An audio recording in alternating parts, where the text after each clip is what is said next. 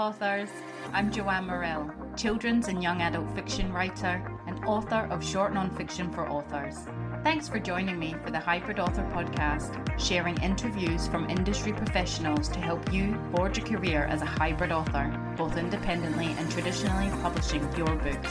You can get the show notes for each episode and sign up for your free author pass over at the Hybrid Author website to discover your writing process, get tips on how to publish productively, and get comfortable promoting your books at www.hybridauthor.com.au. Let's crack on with the episode.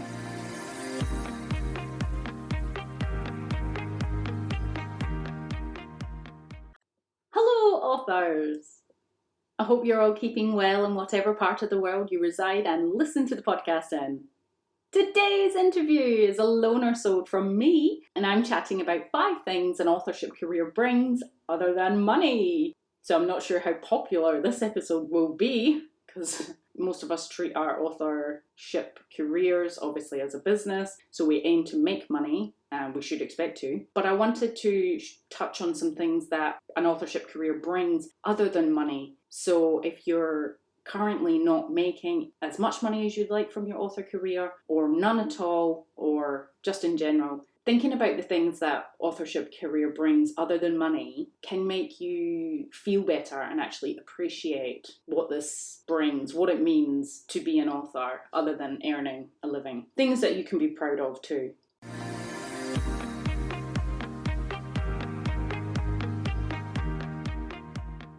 So in my author adventure this week, my children's fiction picture book, The Shouting Family, is still out on submission, and I'm still tinkering with the edits for my junior fiction book, The Caravan Kid. In non-fiction, I'll be making a special trip into the State Library in town in the centre of Perth this weekend, and that's to deposit print copies of my books as well as the digital and audio files online.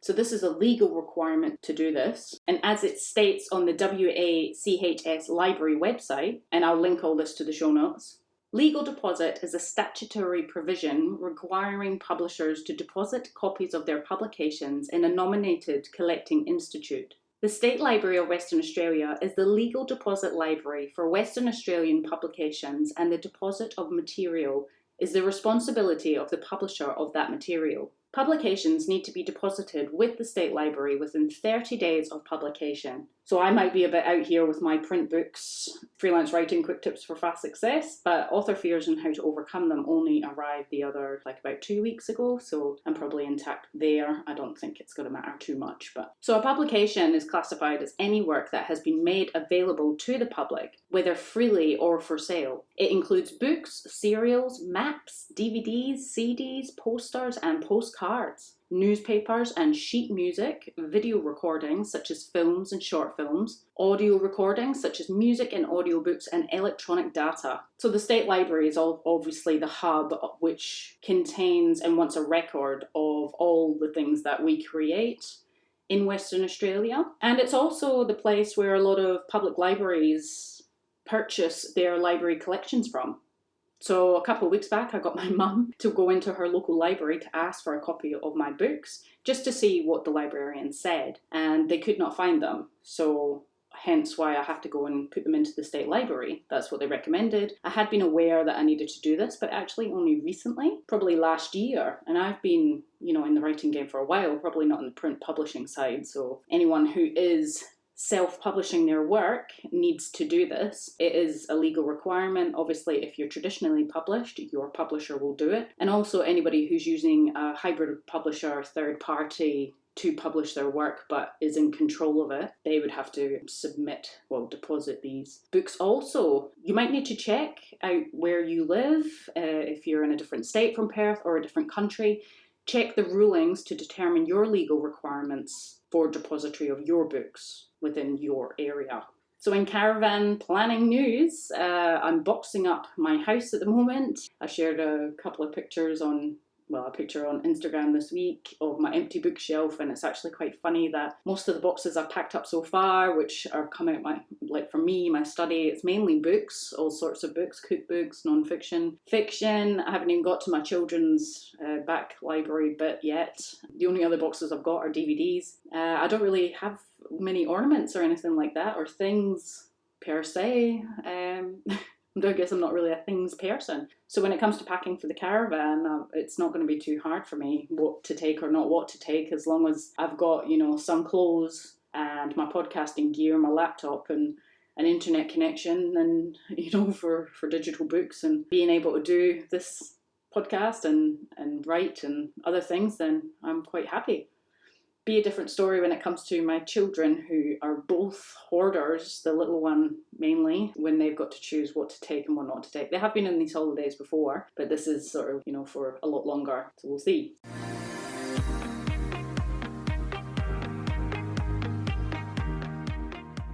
So in sponsorship this week, I wanted to introduce a new sponsorship opportunity for authors. Fellow author of mine, if you're listening, you know who you are, brought this to my attention and said this might be something authors would be interested in. A new segment called Author Spot, and depending on popularity, or it would depend on how often that author spot would run. It is a paid advertising opportunity for authors out there. If you'd like to promote your books on this podcast, on the Hybrid Author podcast, where I would normally have a sponsorship segment, I will still have sponsorship because I do have some in place, but rather than just looking for big companies to sponsor the podcast, because it is quite a lot of time to put it together. I absolutely love it and I get so much out of it, but I'm also looking to monetize this as part of my business. So sponsorship is a way to do that, but also being able to get back to the author community is a reason for doing the podcast. And so if I can provide further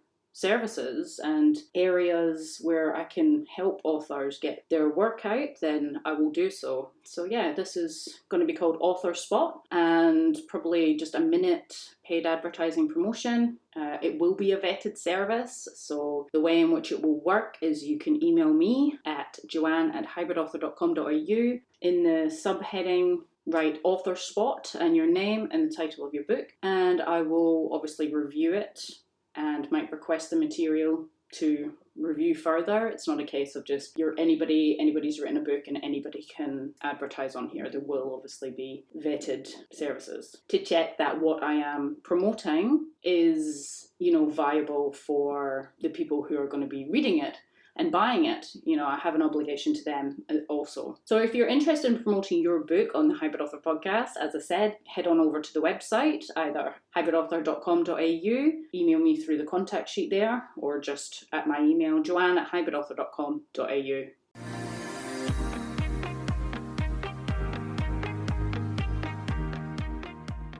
So 5 things an authorship career brings other than money. Now, they may look different to you. These 5 things are not necessarily, my 5 things are not necessarily going to be the same as your 5 things, because there might be other things that your author career has brought you that you didn't initially plan for or think of or anything like that. So these are just a couple. And I bet if you actually sat down and thought about all the things your author career to date, it's different if you're at the beginning, the very, very beginning of your author career. But something that it could be giving you right now is hope, excitement, the possibilities of having your work published or putting them out there, or actually finishing a story or creating something for the first time, or loads of stuff. Positive things. That's really what we want to aim for here. And this episode has come about, if you listen to the past episode, I mentioned it's more of a gratefulness or an understanding, or after feeling quite down,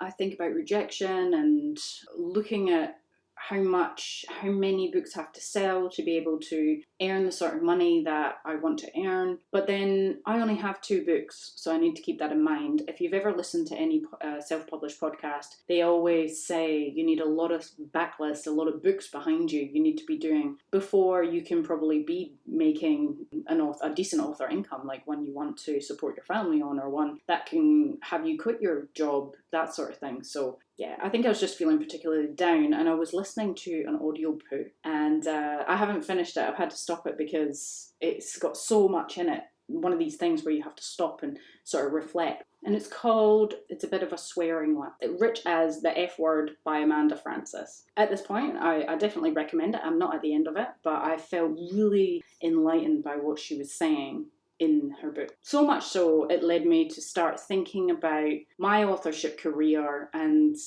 how far I've come and the kinds of things it gives me other than financial gain. So the first, discipline and discovery. So every writer and author who wants to write a book has to be disciplined. You don't, let me rephrase that, you don't have to be disciplined, but you will learn to be. So I have to laugh that I've ended up in this career, because that requires you to be disciplined, because I was very undisciplined at high school. I wouldn't go to school, and I was just about out of control, actually. So the fact that I have gone into a profession that requires me to be disciplined has taught me so much, and I'm grateful for that, because it's an amazing thing to be able to sit down and finish something from start to finish. Now, I credit my first ever manuscript for that, and that was a young adult novel, probably about 50,000 words or something. That was the first book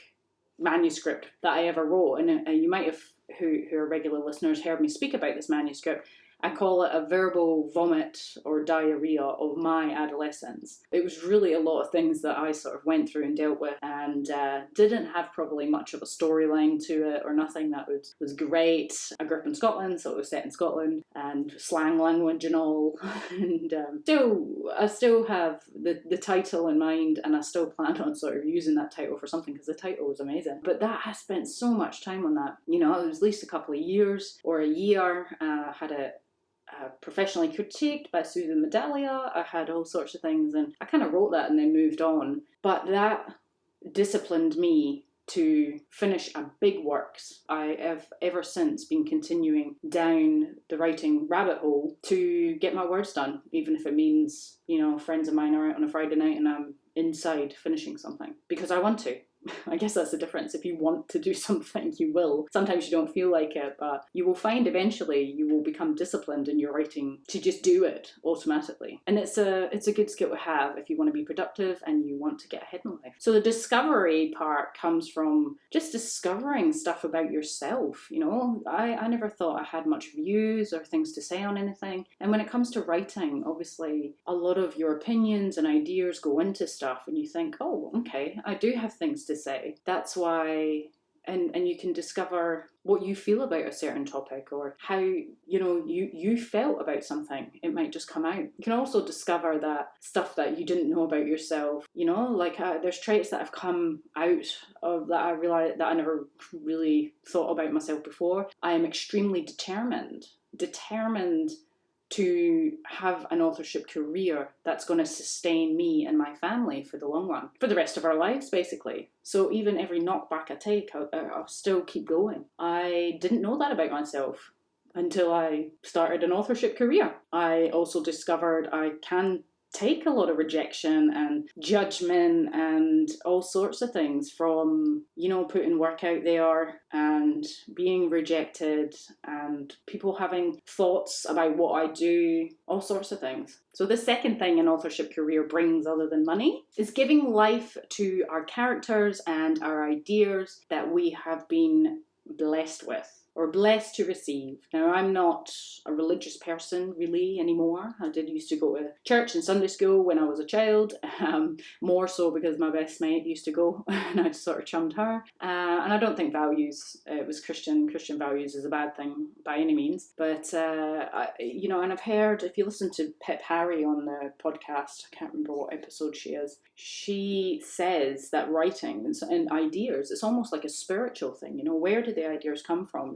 There is things in our outside world influences ideas, and I can pinpoint some things, but other things I just don't know where this idea came from. But if you've ever read Elizabeth Gilbert's Big Magic, if you haven't, go and read it right now. It's amazing. And she talks about sort of, it's quite whimsical, but it's beautiful, you know, ideas kind of flying past us and catch one on and give life to it almost. If you have in her book, and there's another book as well, I think it's Stephen Covey, The 7 Habits of Highly Effective People. Now in his book, I listened to this book and it's a great book. If you haven't read that, you should. It's kind of older, but the principles still apply. And he says, start at the end, think about if you were on your deathbed and think back to your life, you know, think about it from that perspective. What are the things that you would hold regrets for? And for me, it is not going after and giving life to my story ideas and my characters. That I'm lucky that I have so many. Like, I have so many ideas, and I'm just not quick enough to keep up with them. And maybe they're not for me, though some of them, and they go by me. But others are that I do grab on to. But those would be the regrets, whether I make lots of money from them or I don't. Writing them out and putting them out there in whatever form that they come out, book, podcast episode, anything like that, TV script, or just in a notebook for my daughter to find one day, or someone else. I need to get it out there, because I think I've never ever known what I have wanted to do with my life at school, apart from from school or anything like that. As I mentioned before, I didn't stick at school, and I didn't really have any inkling of what I wanted to do. I tried lots of things as a kid, lots of hobbies and stuff, and then in high school I just was having a good time and went in hospitality jobs, and I've had so many jobs, it's unbelievable, because I moved around and travelled so much, but I just had fun. And then writing happened, and I just knew what it was I wanted to do with my life. So knowing that this is my calling, this is what I've been given, then I'm going to grow on that talent and gift, and that is my gift to the world. That brings us to the third thing an authorship career brings instead of money, and that is helping people, helping others.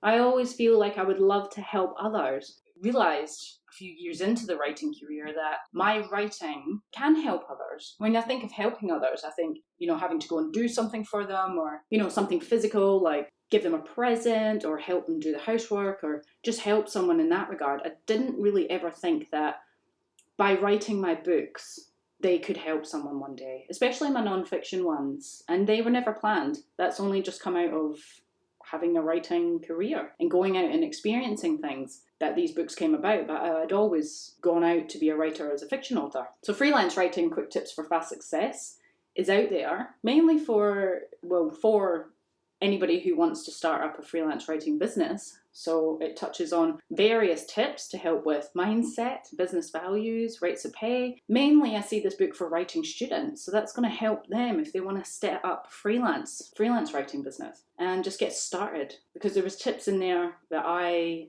learned only by doing. So if my experiences can help another. Also, author fears and how to overcome them. This book is already starting to resonate with a few authors, and yeah, they said that it really connects with them, and I'm finding out more and more how many authors, established and in all walks of life, experience the fears, I call them fears, there's probably different names for them, that I've gone through from putting myself out there and with my work, and self-doubt and self-belief, and being judged and all sort of worried about other people's opinions and just heaps of things. I've put that all into a book, and that might help another author soothe them a bit, that, oh, hang on, feeling like this is absolutely completely normal, and you don't have to think it's to do with you, or you're not good enough, or your work isn't great, or anything like that. It's actually all part of it, because it's such a personal author adventure that we're on, that putting yourself out there for others to judge is a really scary thing, because they're either going to like what you've done or hate it and be quite vocal about it, and that can kind of hurt because you're in unknown territory. So the fourth thing an authorship career can bring, other than money, is opportunities that might not have come about if you hadn't put your writing out into the world. So examples of this, like I just said, my non-fiction books were never planned. That came about from putting myself out there as a writer. Also this podcast. And, when I started my writing career, I listened to podcasts. So You Want to Be a Writer was the first one I ever listened to. And then I moved on to the Creative Pen Writing podcast, which talks about all sorts of things, but mainly self-published focused. And I just, from listening to Joanne Penn as well, decided to have a podcast would be a great marketing tool. It would be a great way to meet other industry professionals and actually chat to them about topics I wanted to know more about, all the while helping others. I didn't realise the impact that the podcast would actually have, that it has, and I didn't realise how much I would absolutely love it also. So I'm gaining so much from that. But again, when I started writing that first non-fiction manuscript, I had no idea a podcast would sprout from that. non-fiction books would sprout from that. Oh, so there is opportunities that arise that we just don't think of originally, and you have to be open to that. And by doing that, creating your work, putting it out there, feeling the fear, and then opening your heart to the other possibilities and the other opportunities that just come. And finally, the last one, number 5, from the 5 things an authorship career brings instead of money, is friendships and family. I'm part of such an amazing community in Perth. We're extremely, extremely lucky that we've got such a thriving literary scene. And I'm part of, from doing the university degree, I got to know lots of people from the Writing WA side, Westerly magazine, writing professionals, from the literary kind of side of it all, and also from being a member of the Society of Children's Book Writers and Illustrators. That's for the children's fiction. What a wonderful bunch of individuals that are just so enthusiastic for making books, having a good time, teaching children all sorts of skills, and just creative. And everyone's so supportive. I haven't ever met anybody that's not very nice. And also, there's the CBCA, Children's Book Council of Australia. I did a newsletter. I was the newsletter editor for them for a while. And they are an amazing bunch of women who voluntarily give their time in supporting children's literature. And the work they do from volunteering is just amazing. It's amazing, and they're just a wonderful bunch. And these groups all congregate regularly. So I feel like I'm really part of something. And also, I started a book club in my local area. I wanted to meet like-minded individuals where I've lived to chat about books or read some books and just get to know each other. And I had my last book club meeting about 2 weeks ago. I've handed it over now to another lady, Lisa, out there, if you're listening. And I sat back quite proud. You're only allowed 10 in the group, but all a bunch of women, and 10 women. I have started a group that regularly meet to read and chat about books and connect and talk about life. And I was just super proud that I had actually created that. I've left something like that behind in my local area before I head off. So it's amazing what writing, reading communities is out there. And if you're not part of it yet, don't worry.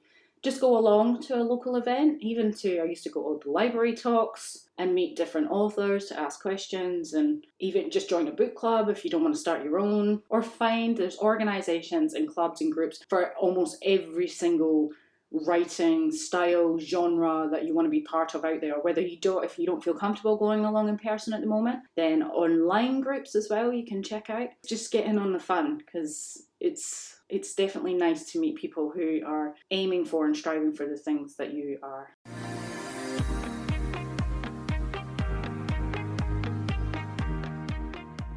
So there you have it, folks. My wise words on things that an authorship career can bring other than money. Although I am striving to earn money from my book writing and writing career in general. I do. From the day job, obviously that's gone now, but I plan on continuing being in the authorship sphere and earning money from it, because that's what I want to do for a job. That's my business.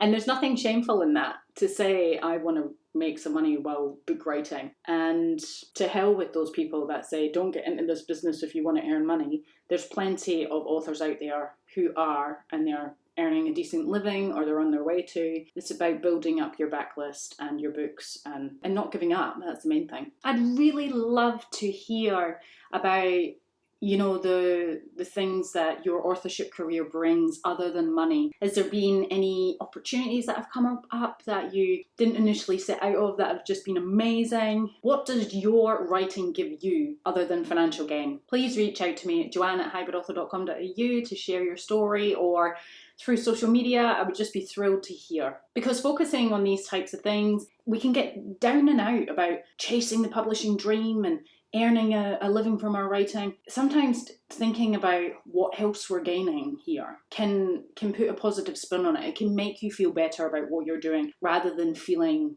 worse if things aren't working out the way you want them to. Next time on the Hybrid Author Podcast, we have Tiffany Noel Chacon, and she is the author of Jump, a sweet new adult romance and a first in series, and she is going to be chatting on facing your fears in authorship. I wish you well in your author adventure this next week. That's it from me. Thanks for listening. Bye for now. That's the end for now, authors. I hope you're further forward in your author adventure after listening, and I hope you'll listen next time. Remember to head on over to the Hybrid Author website at www.hybridauthor.com.au to get your free author pass. It's bye for now.